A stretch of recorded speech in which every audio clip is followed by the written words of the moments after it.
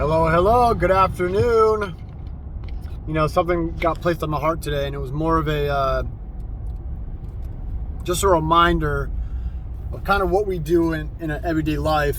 And I'm going to say it this way. I'm going to be absolutely real with you. And of course, that's all I really got, is to be real with you. So God placed on my heart to talk about the word malice, or at least the struggles behind it. And I wanted to start at struggle, at the things that come in this world that just add monotonous, mundane struggles, or actual real hardship that's just unbearable. And of course I won't get into detail about certain people, but I'm going to speak on myself, because I think experience works wonders. And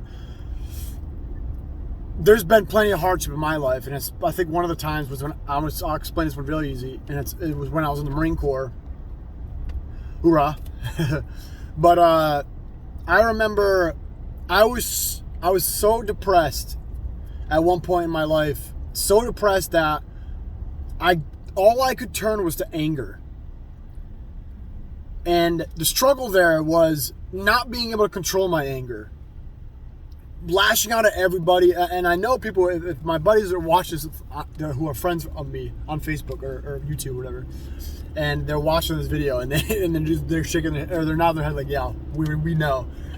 One of the things, and I wish I could, and I don't want to say that. I don't wish I could take it back. I think there was a reason I was very angry. And in that struggle of life, I realized, as long as I was honest with myself at the end of the day, and I was constantly trying to pursue whoever the hell I was supposed to be, or whatever I was going through, trying to figure it out, dealing with depression, high anxiety, and even PTSD, one of the things that I had to fight was my own self, right? I like this meme. There was a meme I saw this morning, and I saw it before, but it's like, the heaviest burdens we will ever have in our life are the ones that are inside our head. And it's a guy pulling a wheelbarrow behind him, but it's his head he's pulling. And I think the struggles of life, no matter if it's between significant others, married, wife, boyfriend, girlfriend, whatever, between family, between other people, between coworkers, I think those struggles are valuable. Not in the fact that they're valuable like money, valuable, but in that they're going to build off something. They're going to build you into a better character. But that's only if you're willing to search for it. That's only willingly if you know this is one of those virtues, one of those trials and tribulations that God has talked about, that I'm going to put, they're going to be put in your place so that they build you up. And it sucks. I'm going to be honest with you. It freaking sucks to sit there and say, God, this is a funny one. I used to teach a lot of my clients when I was working at a hospital for mental health. I used to use the word patience as a means to teach them how to better themselves with patience. But because nobody really understands the word patience, they just kind of go along with, yeah, wait, I'm just going to wait. I just got to wait. No, actually, patience says, to talk about that actually reminds me of the Marine Corps, hurry up and wait. And that put another whole term of what the hell does patience actually mean, and a whole another terminology. And hurry up and wait was, nobody wants to hurry up and wait. That means you're faster there and you're waiting longer. And patience, literally the definition of it, is saying being able to resist, grumbleness, and it's not exact, but it's like you have to be able to withstand struggle while waiting. So you could wait all day, but you don't have patience if you're like, this guy in front of me because he's driving too slow. That's not patience. You're just waiting. You're waiting to move. You know what I'm saying? That's just waiting. Patience is, okay, this is, okay. And there's not complaint out of your mouth. You're not mumbling and grumbling behind people's back. Patience and waiting on somebody, or waiting on other people, or waiting on something, or waiting on a gift, or waiting on more money. Patience is not anxiously waiting for something to happen, but willingly knowing that it's a struggle to be in that position and patiently wait for time to go by until something happens, you know? And it's not meaning sit passively. Anyway, got to put it in my heart to talk about malice and envy, because I think a lot of us, when we hear about people's struggles, we like to compare. We like to sit there and go, well, I know that in my life, you know, then you make it about yourself. So this person's going through a struggle and you say, you know what?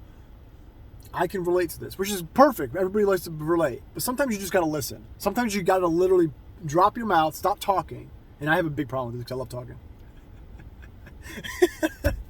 And actually listen to what somebody's saying, right? Because sometimes it's not about you, right? You sit there and listen to someone struggle, or if someone's hiding it, or whatever the case may be, and you sit there and you, in your heart, you know, wow, I really wish this person good. If you're not at that point in your life, I really think you should work on yourself. If you can look at someone's struggle and say, wow, I really would like to help you. I really understand that. What can I do to help you? Or let me pray for you. When you get to that point, I think that is the most genuine Jesus heart you can honestly have, about understanding the struggle of life, that everybody goes through it, no matter where you are, no matter how much money you have, no matter what life you lived, no matter what you did, what you didn't do. We all struggle. And I think malice and envy are our biggest enemies. And I think social media doesn't play a good role in this, because we see everybody, I got a new Bugatti, I got these new sneakers, I got this, whatever the heck the case may be. You got all these new things and everybody wants your stuff, right? And up until they have this stuff, they realize it's just stuff.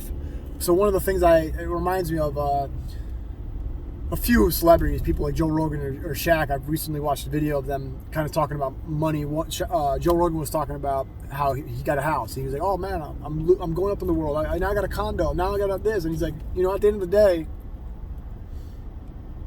I just need a place over my head and a place to sleep. A house is a house. A home is a home. There's no, just how much money you have in that house isn't going to matter, because, well, let's go off and get out of Joe Rogan's head and go back in the Bible. It says a man's heart is never satisfied.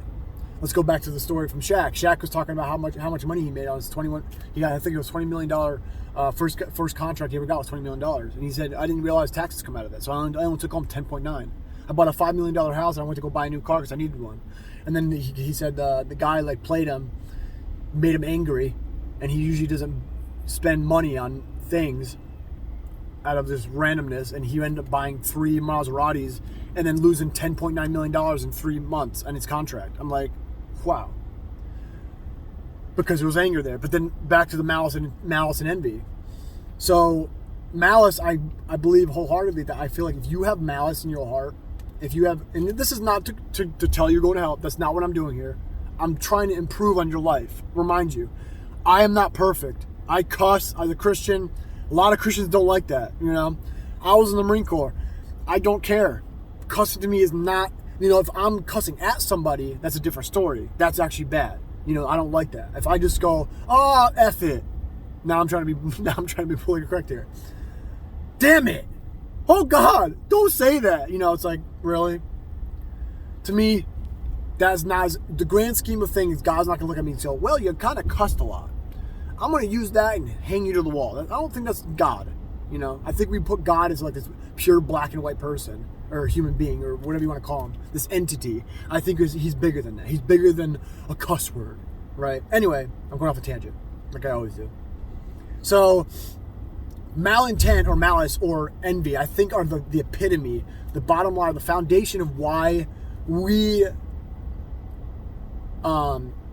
instead of not enjoying struggle, but instead of wishing someone well because you just have a human decency for people, no matter who they are too.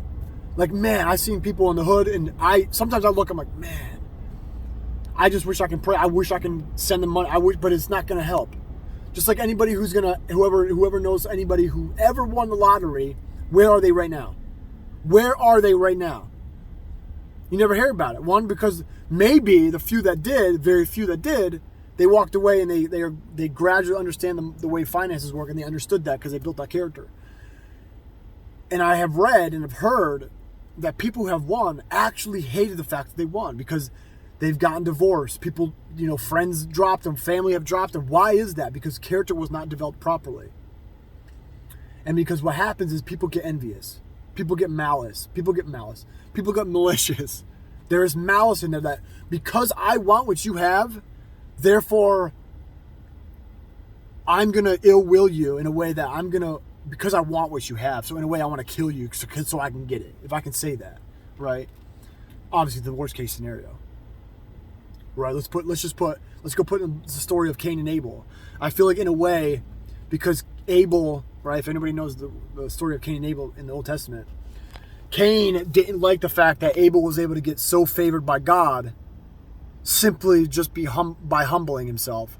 He wasn't even the best. Cain was actually a better worker than Abel, right? Very hard worker. But Cain, malice and envy, saw that God favored Abel because of his humility and not his pride, that he actually ended up killing his own brother, right? And let's go back to Joseph's story, if you don't know anything about Joseph. Joseph's story was he had a father, I forgot his name, Esau. I don't want to misquote here. And his two or three brothers who, again, paraphrase, I can't remember exact details, but he had two or three brothers, and he had Joseph was gifted with dreams, so a spiritual gift of dreaming. And he dreamed that he was going to overrule his family. And it wasn't out of like dictatorship. It was just, I'm going to have this, and it was out of humility. And so what ended up happening out of envy and malice, the brothers didn't like this, right? We go in stories of Old Testament all the time. There's a lot of pride involved. If you don't notice already, the Bible isn't for prideful people. Pharisees, Sadducees, very prideful in the law. Jesus, kind of like, well, that's not how you live. Why can't you heal a person on the Sabbath? Right, let's go back to the Joseph story. Right, I know I'm jumping around a lot. I hope you're following. Joseph got, quote unquote, killed. He didn't get killed, but he got thrown into a pit, I think it was. And the brothers came back with a bloody towel. I think they killed a tiger or something. And they smeared the blood on it, and then came back to the father and said, "Look, your son died." And so he had the father ended up. I'm trying to gist this. I'm not doing a really good job.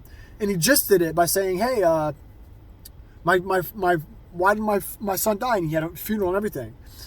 And then years later, Joseph was in prison. He became a slave because this was God's intention for him. This wasn't man's. Man's might have made a decision for him, and our wills impacted that.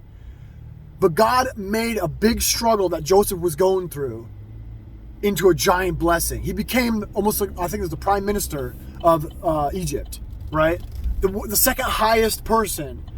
I'm horribly telling this story, probably. But he became the second highest ruler in Egypt, and eventually invited his family over, and they didn't even recognize him. After, I think it was like some crazy, like 20 or 30 years. They didn't even recognize him. But he recognized them. And instead of having malice, because he's been in prison for so long, especially being accused of raping even the Pharaoh's wife, I think it was something like that. He was accused of raping because the Pharaoh's wife wanted to sleep with him, and he was like, no. So Joseph, even though he got dealt in a struggling hand just for being him, and his brothers didn't like him, he came at the top and said, just because I've been dealt this, I'm still not going to sleep with you. And then he gets falsely accused, and then gets put in prison again. And then when they figured out that he can decipher dreams, that is when the king of Egypt, again, the Pharaoh of Egypt, was able to use him and say, what does this mean? And then when he finally figured out that, I think there was a 7-year drought that was going to cause a 7-year famine, and they ended up preventing it. And that is when Joseph was obviously put in charge, because he was like, oh my God is blessing this man. And so he ended up, even through all that struggle, Joseph was able, without malice, at the end of the day, at the end of his life, really, he blessed even his family. He took his family back in, even the brothers that threw him into that, or under that thing, to put him on a caravan or something to ship him out to another country, or to be a slave. He still didn't take it out on them. So back to the struggle of life. We all are going to go through a lot of struggles, and that is completely annoying, frustrating, ridiculous, just whatever word you can, adjective you can put there. It's utterly just annoying. It's frustrating, anger, whatever. It's too impactful, too much angst, too much anxiety, too much depression to deal with that you do on a day-to-day basis. That struggle should just never exist. I agree with that, but we are not there yet. God hasn't came down yet. All right, Jesus, for the second time. Now, saying that, I wish that when you guys are listening to this, you guys stir something in your heart that you're really starting to manifest something that's better and beyond me. Better. That's what God wants in your life. Stop looking at other people's needs and wants and desires and stuff and say, I want that. I want to covet it. No. What you need to start saying is put down the social media, stop watching that dang video, and say, what does God have to offer me? Right? I had a recent business meeting with a guy, which he's really coming up, really good, awesome mentor of mine. And I remember him saying, the blessing of somebody in a small business is just as important as somebody like Jeff Bezos. God just called him to a different calling. That doesn't mean, I'm just saying, if Jeff Bezos is a Christian, I'm not sure he is, but if that is his calling, that is his calling. That doesn't mean you're not less effective than the next person. The idea here is, in your heart, malice shouldn't even exist. And I just encourage you to, if that's in your heart, and if you're a praying person, pray that in a way God can test that, try to pull that out.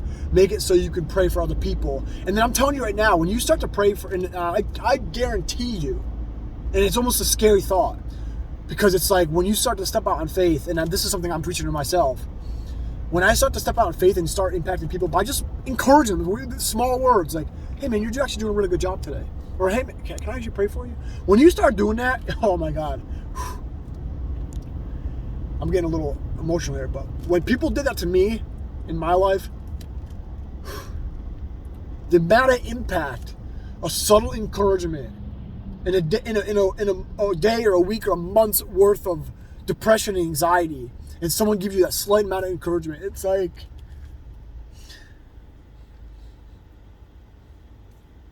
it's grand. It's like a veil of light will come over you.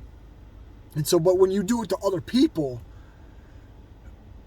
I'm telling you, God has great things for you guys. I think God has great things for me, and I don't want to lose this fire, this goodness. So I definitely encourage you guys to start changing the inside of your hearts by seeking God. I love you guys. This is, again, God Mind and Fitness Podcast. It's a joke because I actually wanted to start a podcast a year ago, and it kind of went down there because I was trying to politic podcast, and I just was like, politics is so negative. It's so I can't be the positive person here. I just can't.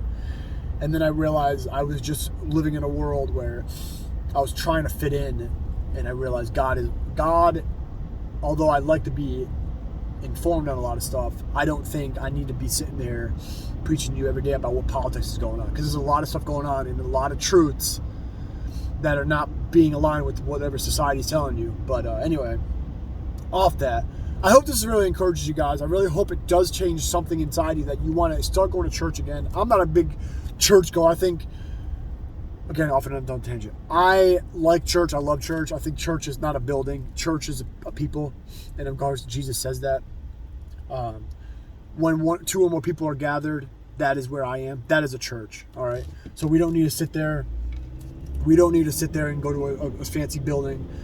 But on that, I also believe that you have to surround yourself with godly people. And guess what? A building that so happens to be called a church is that one place. So I encourage you, find your friends that are really God-fearing, God-giving, God-oriented, God-faith. And then try. It's okay to fail. One thing I want to leave off now that I encourage the crap out of you, it's okay to fail too. And I'm about to turn 33 in April, and I'm realizing now, it's like, I used to beat myself up. Whether it was because of envy, because everybody else was doing more successful than I was, or because people had a better job, people had a better degree than me. And it was like, everything I've been doing since the Marine Corps, even before the Marine Corps, since a child, I've always seen leadership to be the most important opportunity to do things, but I didn't know how it was. just leave you with this.